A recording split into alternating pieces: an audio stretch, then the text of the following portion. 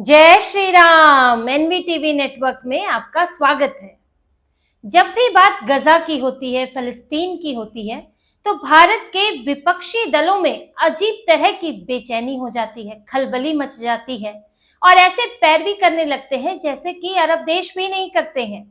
वहां से भी इस तरह के संदेश नहीं आते हैं जैसे कि भारत में विपक्षी दलों की तरफ से आवाजें उठने लगती हैं, समर्थन दिया जाने लगता है। भारत की विदेश नीति क्या है, भारत का स्टैंड क्या है, जो स्टैंड लिया है उसके पीछे की वजह क्या है, इससे कोई मतलब नहीं है। सिर्फ अपना ही राग अलापना है, क्योंकि अपना भी एक मकसद उन्हें साधना है। और ऐसा ही कुछ हुआ जब भारत ने इसराइल का जो इस वक्त गजा में युद्ध चल रहा है, जो हमास पर हमला किया है इसराइल ने, उस पर युद्ध विराम के लिए यूएन में यानी कि संयुक्त राष्ट्र में एक प्रस्ताव आया और प्रस्ताव में यह था कि बिना शर्त तुरंत ही एक स्थायी युद्ध विराम कर दिया जाए।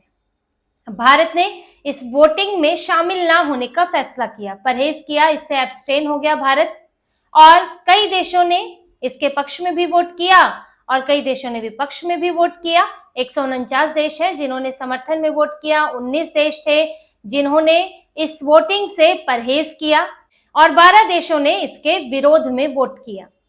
लेकिन भारत ने जो वोट किया, अपना जो भारत ने विदेश नीति अपनाई, उसको लेकर कांग्रेस में बड़ी आवाजें उठने लगी, इंडिया अलायंस से आवाजें उठने लगी, शरद पवार भी बोलने लगे और सबसे ज्यादा जो बोले वो कांग्रेस के नेता, जिनमें प्रियंका वाड्रा, जिन्होंने एक लंबा चौड़ा ट्वीट किया है और उस ट्वीट में उन्होंने सरकार की विदेश नीति पर सवाल उठा दिए, स्टैंड पर सवाल उठा दिए कि भारत सरकार क्यों दूर रही इस पर वोट देने से।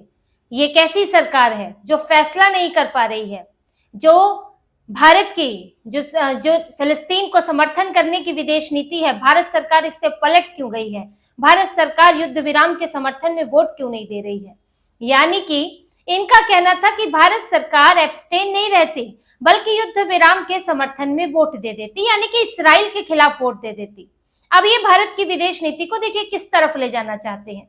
केसी वेणुगोपाल ने भी यही बोला और अटल बिहारी वाजपेयी की भी याद दिला दी कि भारत अपने सैद्धांतिक रवैया जो भारत अपनाता है, जो सिद्धांत अपनाता आया है, उससे भारत दूर हट रहा है, नैतिकता से दूर हट रहा है, मानवता की बड़ी बड़ी बातें ये लोग करने लगे।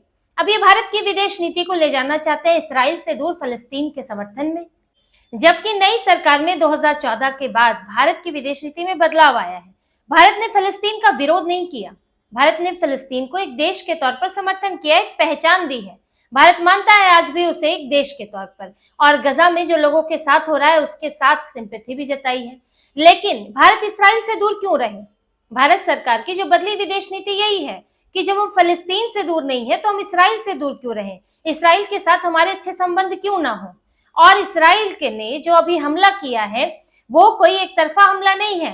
जब इसराइल के लोगों पर हमला हुआ, उन्हें अपहरण किया गया, मारा गया, उसके वीडियोस हैं, विभत्स तरीके से उनके ऊपर हमला किया गया है, ये सब के सामने है। अब उसकी जवाबी कार्रवाई इसराइल कर रहा है। जैसे कि भारत में पहलगाम का हमला हुआ और इसमें पाकिस्तान ने आतंकवादी भेजे और यहाँ भारत के लोगों को, 27 लोगों को धर्म पूछकर मारा, जिसके बाद भारत सरकार को पूरा हक है कि भारत जो है वो जवाबी कार्रवाई करे। जवाबी कार्रवाई की गई।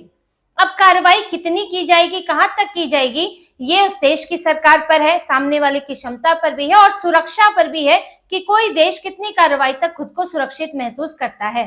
अब इसराइल की स्थिति बिल्कुल अलग है, वो तो लंबे समय से झेल रहा है और वो कई मुस्लिम देशों से घिरा हुआ है जो सब के सब उसके खिलाफ है, चारों तरफ से उसकी ये स्थिति है। तो वो अपनी सुरक्षा के लिए तरीका अपना रहा है। इसीलिए भारत ना फलस्तीन की तरफ गया ना इसराइल की तरफ गया, लेकिन आपत्ति इनको होने लगी। अब शरद पवार देख लीजिए, शरद पवार कह रहे हैं कि भारत अपनी विदेश नीति से पीछे कैसे हट सकता है। अब कोई शरद पवार से पूछे कि विदेश नीति स्थायी कैसे हो सकती है। किसी भी देश की विदेश नीति बदलती रहती है और समय के साथ उसे बदलना भी चाहिए। हमारे नए दोस्त बनते हैं किसी भी देश के, सिर्फ भारत के संदर्भ में नहीं, किसी भी देश के नए दोस्त बनते हैं, नए दुश्मन बनते हैं बदली हुई परिस्थितियों में। कभी अमेरिका को अपना धुर विरोधी रूस लगता था, लेकिन आज अमेरिका की जो विदेश नीति है वो चीन केंद्रित हो गई है। जो साफ दिखता भी है। क्वाड बनाया भी इसीलिए गया, जो कि चीन को टारगेट करने के लिए। ये अमेरिका की विदेश नीति का बदलता स्वरूप ही है। कभी अमेरिका पूरी तरह से पाकिस्तान और भारत की बात हो तो कभी भारत के समर्थन में खड़ा नहीं होता था, बीच का रास्ता अपनाता था, कहीं ना कहीं पाकिस्तान को समर्थन करता था। लेकिन आज अमेरिका भारत के समर्थन में खड़ा रहता है, पाकिस्तान से दूरी बन गई है। तो ये बदली हुई विदेश नीति है और ये सभी देशों पर लागू होती है। भारत के संदर्भ में भी आप अपने बॉर्डर नहीं बदल सकते, आप अपने पड़ोसी देश तो नहीं बदल सकते, लेकिन विदेश नीति बदल सकते हैं, आपके दुश्मन और दोस्त बदल सकते हैं। इसी के अनुसार आपकी डिप्लोमेसी भी चलती है। लेकिन शरद पवार का कहना है कि जो एक बार 1947 में तय कर लिया वो आज 2025 में भी चलता रहे। अब ये तो संभव नहीं है, ये तो समय के साथ बदलेगा, वरना आप कहीं ना कहीं पिछड़ जाएंगे, आप गलत कदम उठाएंगे। लेकिन देखिए, बात ना तो विदेश नीति की है, बात ना तो मानवता की है, ना गजा की है, ना इसराइल की है, बात यहाँ पर तुष्टीकरण की है। ये चाहे कांग्रेस है, चाहे शरद पवार है, हो सकता है कल को अखिलेश यादव भी कुछ बोल दें विदेश नीति पर, और कल को ममता बनर्जी भी कुछ बोल दें, क्योंकि सबको चाहिए यहाँ पर मुस्लिम वोट भारत में। आपने देखा होगा जैसे ही इसराइल ने ईरान पर हमला किया और दोनों के बीच में युद्ध की स्थिति बनी तो भारत में विरोध प्रदर्शन होने लगे इसराइल के खिलाफ। गजा को लेकर भी विरोध प्रदर्शन होते हैं।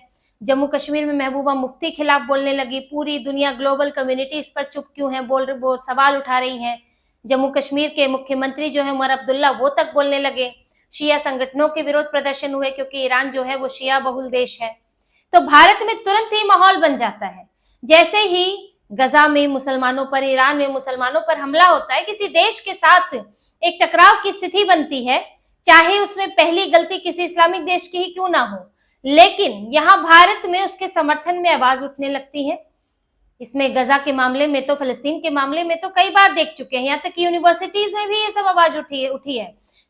यहाँ तक कि यूनिवर्सिटीज में भी विरोध प्रदर्शन होने लगते हैं। अलीगढ़ मुस्लिम यूनिवर्सिटी इसका एक बड़ा उदाहरण है। तो इसे देखते हुए कि भारत में मुसलमान विदेशों से, जो इस्लामिक देश हैं, उनको लेकर किस तरह से मोबिलाइज होते हैं, कैसे यहाँ की राजनीति, यहाँ का वोट बैंक प्रभावित होता है, उसी के अनुसार यहाँ के विपक्षी दल जो कि तुष्टीकरण करते हैं वो काम करते हैं। कांग्रेस जानती है कि एक माहौल बना हुआ है ईरान को लेकर, फलस्तीन को लेकर, तो इसीलिए प्रियंका वाड्रा जो है वो ईरान के समर्थन में लिख रही हैं। अपने ट्वीट में उन्होंने ईरान का जिक्र भी किया है, उसका समर्थन किया है, इसराइल के हमले का विरोध किया है। लेकिन प्रियंका वाड्रा तब कुछ नहीं बोली थी जब हिजबुल्लाह को समर्थन देकर ईरान ने इसराइल के लिए मुश्किलें पैदा की। हिजबुल्लाह लगातार इसराइल के खिलाफ काम करता है, आतंकी संगठन है, लेकिन उसे पनाह कौन देता है? ईरान। लेकिन प्रियंका वाड्रा इस पर कुछ नहीं बोलेंगी, पर इस पर इसराइल के खिलाफ जरूर बोलेंगी, क्योंकि इनको पता है कि अगर हम गजा, ईरान को लेकर कुछ बोलते हैं तो उससे हमारा यहाँ पर मुस्लिम वोट बैंक जो है मजबूत होगा। और कांग्रेस की स्थिति देखिए इस वक्त ये है कि वो तड़प रही है मुस्लिम वोटों के लिए, क्योंकि कई कॉम्पिटिटर पैदा हो गए हैं। हिंदू वोटों के लिए तो कंपटीशन है नहीं, क्योंकि हिंदू तो बटा हुआ है। तो ऐसे में हिंदुओं के वोट पाने के लिए जातिगत कार्ड चले जाते हैं, जाति जनगणना की बात की जाती है।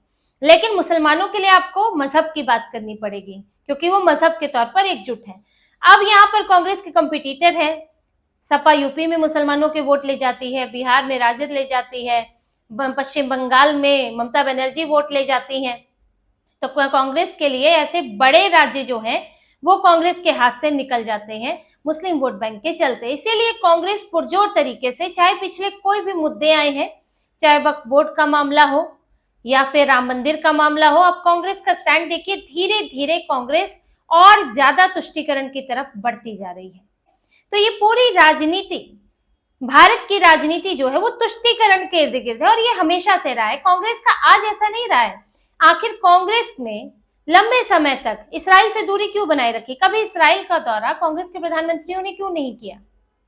सालों बाद जब पीएम मोदी की सरकार बनी या भाजपा की सरकार बनी, तब इसराइल का दौरा हुआ, इसराइल के साथ संबंध अच्छे हुए।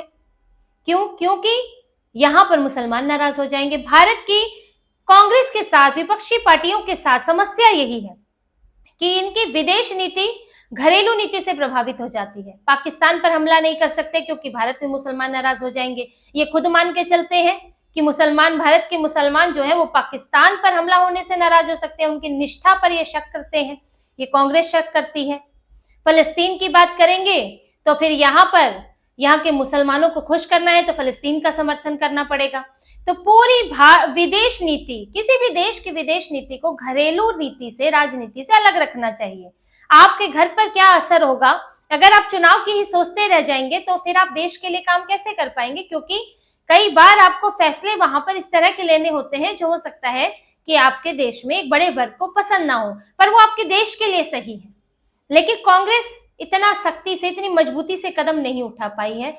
हालांकि अभी जो मौजूदा सरकार है उसके साथ ऐसी कोई स्थिति नहीं है, वहां कोई अपीजमेंट पॉलिटिक्स नहीं है, तुष्टीकरण को देखते हुए विदेश नीति प्रभावित नहीं होती है, भारत के हितों को ध्यान में रखा जाता है। और ये तो चलिए मुस्लिम देश, यहूदी देश, हिंदू देश की बात हो रही है, लेकिन जहां रूस यूक्रेन का भी मामला है, रूस जो है भारत का बहुत अच्छा दोस्त है, लेकिन भारत ने ऐसा नहीं किया है कि पूरी तरह से रूस का समर्थन किया है। यूक्रेन के मामले में वहां भी भारत ने एब्सटेन किया है, परहेज किया है।